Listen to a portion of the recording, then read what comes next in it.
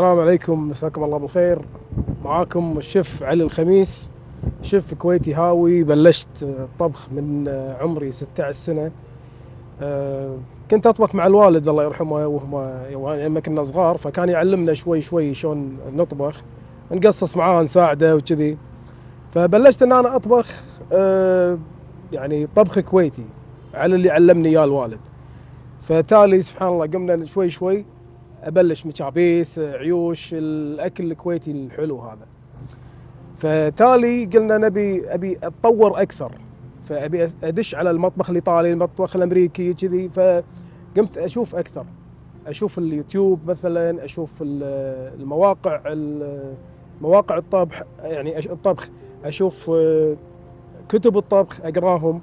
فقمت اطبق، مو بس ان انا اشوف، يعني مو بس مطالعه، هي متابعه، والشغل يكون عملي اكثر بالمطبخ.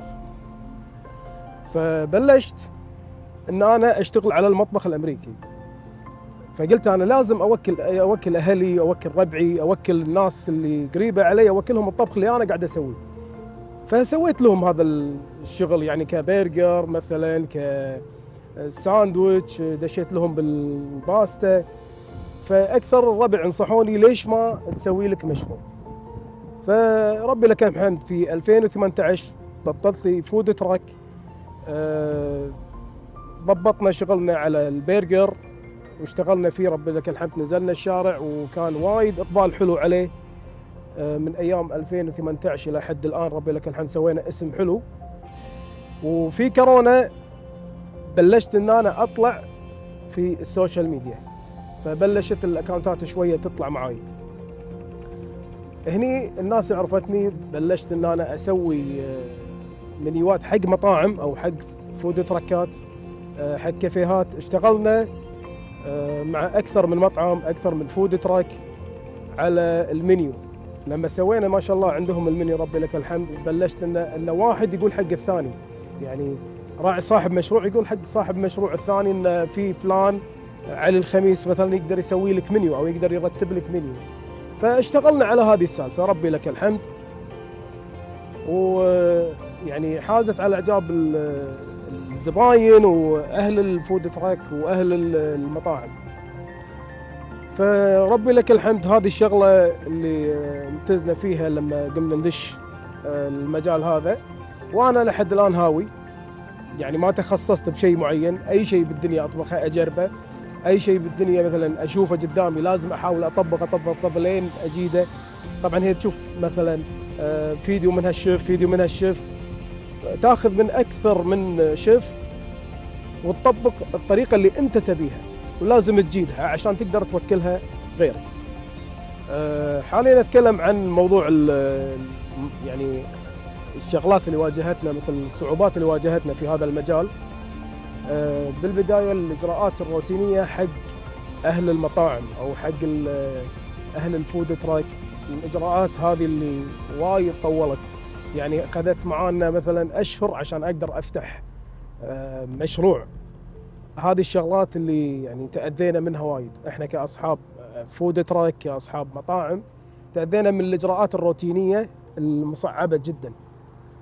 هذه الشغلات احنا عانينا فيها في بخصوص المشاريع التجاريه.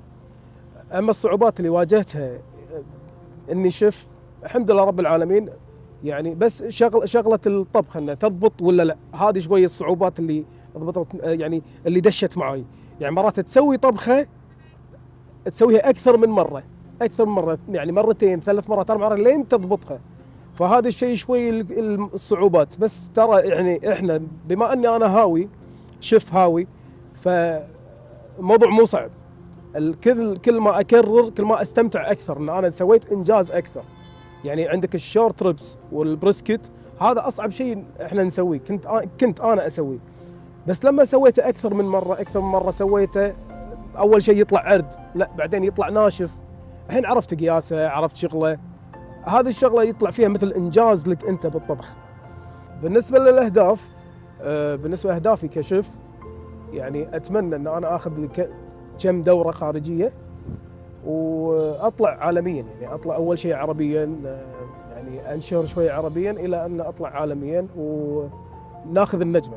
يعني اكثر من شيف يحاول انه يطلع ياخذ مثلا اكثر من دوره، فاتمنى ان انا اخذ هذا الشيء، وان شاء الله يعني مع الوقت راح نحاول نسويها، يعني احاول راح انجز فيها باذن الله. بما اكون مثلا انا شيف هاوي راح اكون شيف متخصص وعارف شنو اسوي وعارف دارس شنو اللي قاعد اسويه. هذا بخصوص ان اهداف الشيف. اهداف المشروع اتمنى ان انا يصير عندي سلسله مطاعم، الى ان مثلا اقدر اكون شركه اداره مطاعم، يكون عندي اكثر من مطعم، اكثر من براند، والبراند هذا ودي اخليه يعني ماستر فرانشايز اقدر اطلع منه اكثر من فرع. فهذه اهدافي لتقريبا 5 سنين قدام. اتمنى يعني ان الامور تتسهل ونقدر نرفع البراند هذا.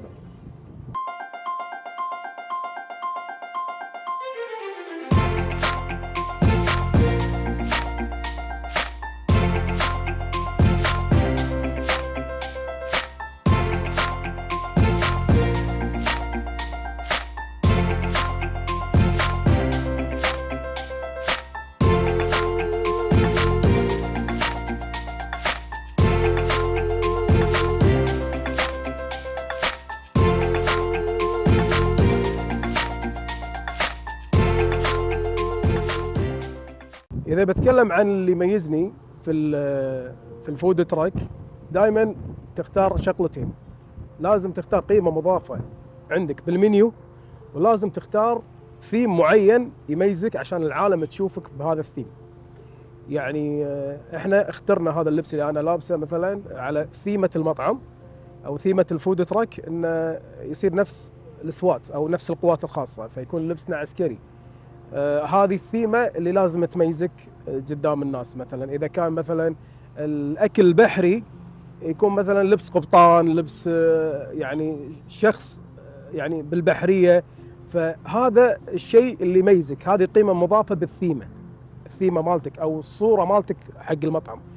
القيمة المضافة الثانية راح تكون على المنيو. شنو اللي يميزك بالمنيو؟ احنا اللي يميزنا ربي لك الحمد ان اختار البن يعني غير عن الناس، او مثلا الريسبي اللي اسويه غير عن المطاعم الثانيه. القيمه المضافه عندي هذه السالفه، ان مرات اسوي مثلا وافل تشيكن، يعني وافل تشيكن فرايد مع بيكن واصب عليه ميبل سيرب. هذا الشيء يعني ممكن يقول لحظه الوافل هذا حق ريوق، بس شلون تاكله كساندويتش؟ فاحنا غيرنا شويه، احنا ندور الهبات. فالهبه عندك مرات تصعد، يعني تصعد معاك، مرات لا تهبط. فانت تدور الشيء اللي يميزك عن العالم او يميزك عن التركات او المطاعم الثانيه. مره من المرات سوينا بدال البان سوينا اناناس مشوي مع برجر وجبن، ونحط فوقها اناناسه، فالاناناس مشوي بدون صوص بدون شيء، لان اول ما تعض الاناناسه تصب عندك ما شاء الله الاناناسه تصب مثل عصير. الشغله البست سيلر عندي حاليا اللي هي الماشروم اند سويس. الماشروم اند سويس مسويها بطريقه توست بريوش مع برجر انجوس وجبن سويسري مع الماشروم فريش يكون هولندي، وشيء بسيط من الصوص عشان اقدر اطلع يعني طعم الماشروم ورقابه الماشروم تجيني. فانا اتحدى اي احد يسوي ماشروم نفسه. فهذه القيمه المضافه اللي عندي ربي لك الحمد اللي يوني يقول لك انا ما كليت برجر ماشروم نفس البرجر ماشروم مالك انت. يعني بما انك انت موظف حكومي او موظف شركه ويكون عندك مشروع، لازم تقسم وقتك، والمشروع نفسه لازم يكون عنده فتره بناء مشروع، او كنا طفل توك مربيه. فهذا لازم يكون عندك تركيز عليه، يعني وقت يكون وقتك كامل عنده الى ان يوقف بروحه. والعمال مثلا اللي موجودين عندك يصيرون مثل خليه النحل، يقدرون يشتغلون. خلي المشروع شوي شوي مثل ما كان مثلا يمشي على قاري خلينا نقول، بعدين شوي شوي تمشيه على سيكل او مثل على ماكينه تقدر تشغله بروحه. فانت من البدايه لما الياهل يعني اول ما ينولد يمشي يحبي، يعني بالبدايه يحبي، بعدين شوي شوي يخطي. فانت فتره اللي يحبي لازم تكون معاه الى ان يمشي بروحه مع العمال ملوته. طبعا تكون هني اشراف معاهم او اشراف عليهم. دائما يكون عينك على مشروعك، عينك على حلالك دوا. فلازم عينك على مشروعك. فبدايه المشروع لازم تاسسه صح، اذا اسسته صح راح يمشي معاك المشروع. الرساله حق الناس اللي تبي تسوي مشروع، لا تسولف فيها، لا تنشر الفكره او تطير الفكره من مخك، دائما اكتبها.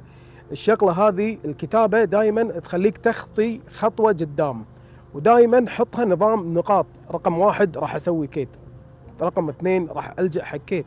فهي النقاط هي اللي راح تمشيك على المشروع صح. دائما اكتب، مو تسولف. اذا سولفت ممكن تطير الفكره. اذا كتبتها على نظام نقاط راح تمشي فيها خطوه خطوه. اذا مشيت على الخطوه الاولى حط صح، انا مشيت، هذا هدف، كل خطوه منهم هدف. كل ما تمشي على هدف تحط عليه صح، انت خلصت هذا الهدف تدور على الهدف الثاني. وكل ما تلجأ حق هدف او توصل حق هدف، ضروري انك تشوف لك هدف جديد عشان تقدر تمشي عليه وتكمل مشروعك. وحق اهل المشاريع، كافح، شوف الهدف قدامك اشتغل عليه. من تشتغل يعني من توصل حق الهدف مالك، ضروري انك تطلع هدف جديد وتمشي عليه. لا توقف، لا حد يحبطك. ارفع الجام عن اي احد يعطيك احباط، اي احد يعطيك جمله سلبيه مثلا انت شلون كويتي وقفت. لا، انا كويتي واشتغل واقدر ابيع بالشارع. ويعني الكويتيين ترى اشتغلوا حتى خبابيز ايام الغزو. فاشتغل، الكويتي يقدر.